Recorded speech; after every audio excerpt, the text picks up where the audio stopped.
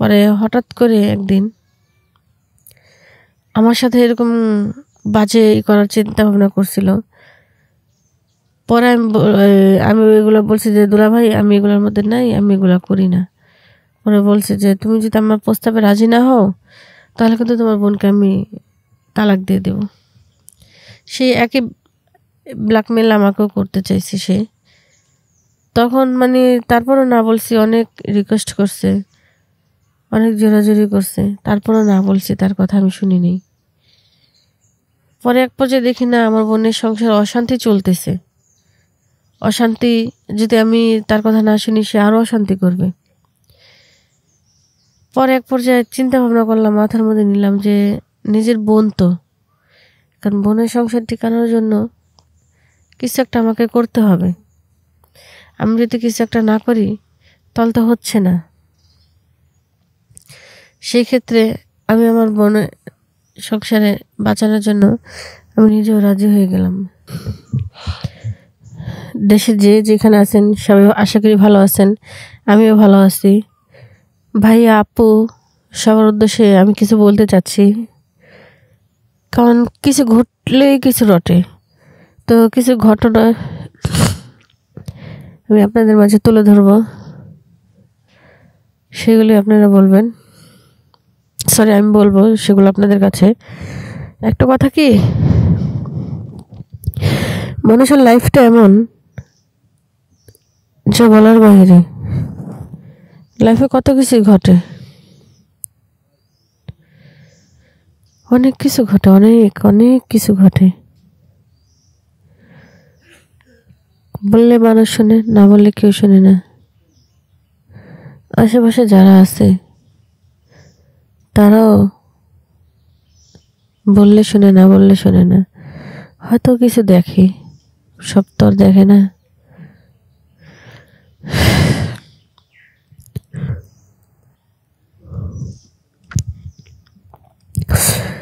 তো আপনাদের উদ্দেশ্যে আমি বলতেছি, আমি যে আজকে কথাগুলো বলবো সবাই মন দিয়ে শুনবেন, বুঝবেন আমি কি বলতেছি, তাহলে অনুভব করতে পারবেন কতটা কষ্ট নিয়ে আপনাদের মাঝে আমি আসছি, কতটা দুঃখ নিয়ে আপনাদের মাঝে আমি আসছি।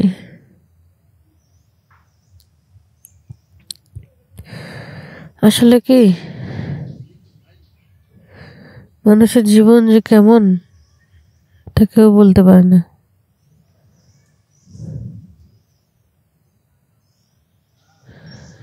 মানুষের জীবনে অনেক কিছু ঘটে, অনেক কিছু ঘটে। তো সেক্ষেত্রে আমি সেই রকমই কথা বলবো। আমার বাড়ি হচ্ছে সাভার। সাভারে আমার ফুল ফ্যামিলি আমরা থাকতাম। আমার ফ্যামিলির মধ্যে আমরা 4টা বোন, বাবা মা। আমাদের কোনো ভাই ছিল না, আমরা 4টা বোনই ছিলাম। বাবা মার খুব আদরের 4টা মেয়ে আমরা। আমাদের বাবা মা আমাদের খুব আদর করতো, অনেক আদর করতো, যা বলার বাহিরে। পরে আমার বড় বোনের বিয়ে হলো ইটালি এক ছেলের সাথে বিয়ে দিল। না সরি, আমার বোনের বিয়ে হয়েছে পরে আমার বাবা ইটালি পাঠিয়েছে আমার বোনের হাজবেন্ডকে। পাঠানোর পর মানে চিন্তা ভাবনা করছে আমার কোনো ছেলে নেই, আমার 4টা মেয়ে, হাজবেন্ডই হবে আমার 4টা ছেলে। আমার বাবা মা এটাই মনে করতো। তো আমার বড় বোনের বিয়ে হওয়ার পরে তার হাজবেন্ডকে ইটালি পাঠিয়ে দেয়। তাকে ইটালি পাঠিয়ে দেওয়ার পরে সে খুব ভালো ছিল কিছুদিন। ভালো থাকার পর কি বলবো, আমি বললাম তো কোনো ভাষায় পাচ্ছি না খুঁজে। বোনের জামাইকে ইটালি পাঠানোর পরে বোন আমাদের নিয়ে সাভারে বাসা নিল। বাসা নেওয়ার পরে বোনের কাছে আমাদের আরো 3টা বোনকে রাখছে। 4টা বোন একসাথে থাকি, বোন একা থাকবে সেখানে। বোনের হাজবেন্ড বলে তোমরা 4টা বোন একসাথে থাকো, এখানে পড়াশোনা করি আমরা 3টা বোন। বা দুলাভাই ঠিক মতো টাকা পয়সা পাঠাইতেছে, চলতেছি ফিরতেছি, খুব ভালোই দিন যাচ্ছিল। 3 বছর পর দুলাভাই আসলে বাংলাদেশে।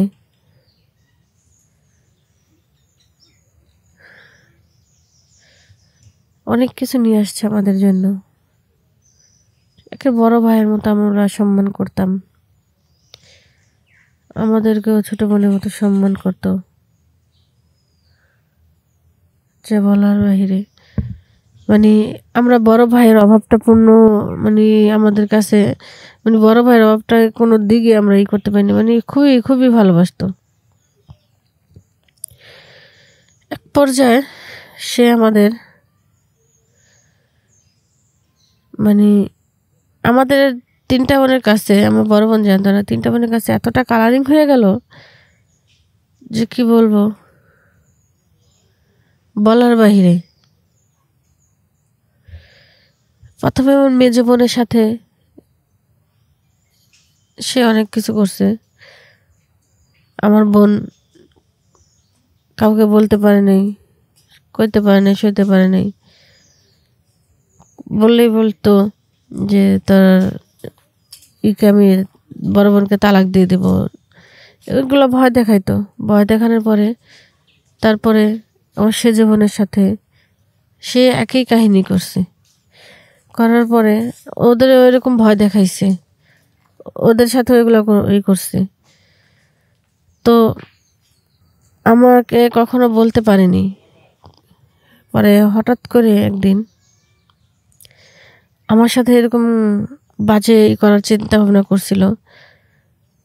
পরে আমি ওইগুলো বলছি যে দুলাভাই আমি এগুলোর মধ্যে নাই, আমি এগুলো করি না। পরে বলছে যে তুমি যদি আমার প্রস্তাবে রাজি না হও তাহলে কিন্তু তোমার বোনকে আমি তালাক দিয়ে দেব। সে একই ব্ল্যাকমেল আমাকেও করতে চাইছে সে। তখন মানে তারপরও না বলছি, অনেক রিকোয়েস্ট করছে, অনেক জোরাজোরি করছে, তারপরও না বলছি, তার কথা আমি শুনিনি। পরে এক পর্যায়ে দেখি না আমার বোনের সংসার অশান্তি চলতেছে। অশান্তি যদি আমি তার কথা না শুনি সে আরও অশান্তি করবে। পরে এক পর্যায়ে চিন্তা ভাবনা করলাম, মাথার মধ্যে নিলাম যে নিজের বোন তো, কারণ বোনের সংসার টিকানোর জন্য কিছু একটা আমাকে করতে হবে। আমি যদি কিছু একটা না করি তাহলে তো হচ্ছে না। সেই ক্ষেত্রে আমি আমার বোনের সংসারে বাঁচানোর জন্য আমি নিজেও রাজি হয়ে গেলাম। হওয়ার পরে সে মানে কি বলবো, এমন অত্যাচার করতো, এখন আমি মানে পুরাই মানে বিপদের মধ্যে আছি।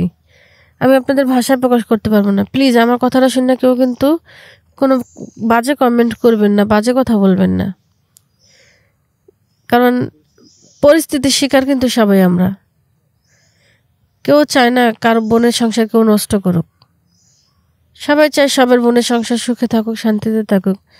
আমি পরিবারের ছোট মেয়ে, আর আমি তো তখন বুঝতামও না 2-4-5 বছর পরে যে আমার বোনের সংসারটা এরকম হয়ে যাবে, এলোমেলো হয়ে যাবে, সেটা আমরা কখনো ভাবতে পারি না। সে একা হয়ে আমাদের 4টা বোন জব্দ করে রাখবে, সেটা আমরা কখনোই ভাবতে পারিনি।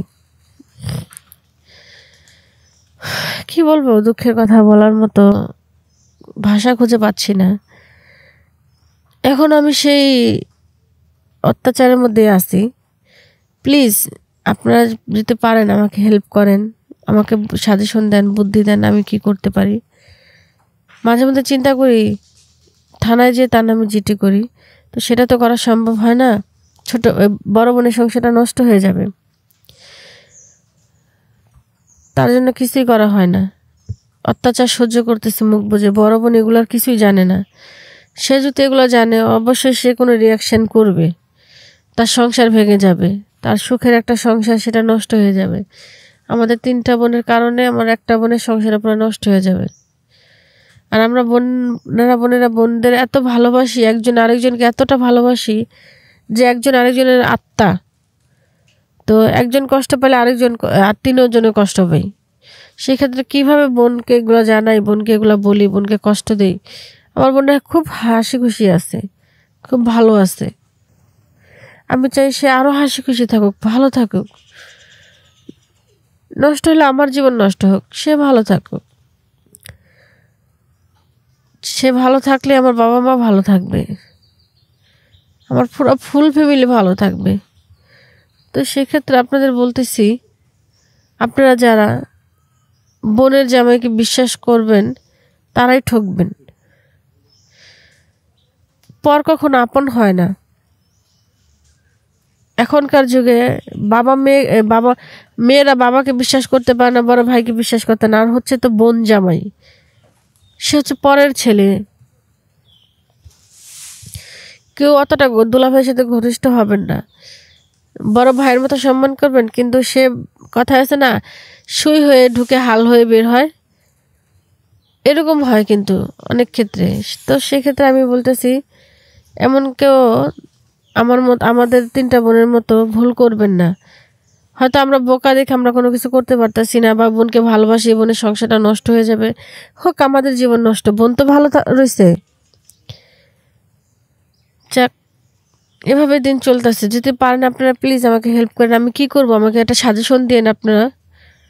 আপনারা আমাকে যে সাজেশন দিবেন আমি সেই সাজেশন মানার চেষ্টা করব।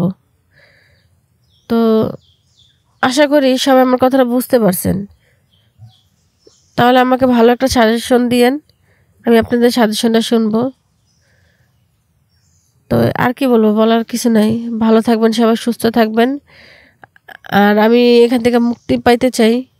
আমার আর ভালো লাগে না এই বন্দি কারাগার, এই কষ্টের জীবন আমার আর ভালো লাগে না। আপনারা আমাকে কোনো একটা ভালো বুদ্ধি দিন, আমি আপনাদের বুদ্ধি মানার চেষ্টা করব। তো এখানে বিদায় নিচ্ছি। আল্লাহ হাফেজ।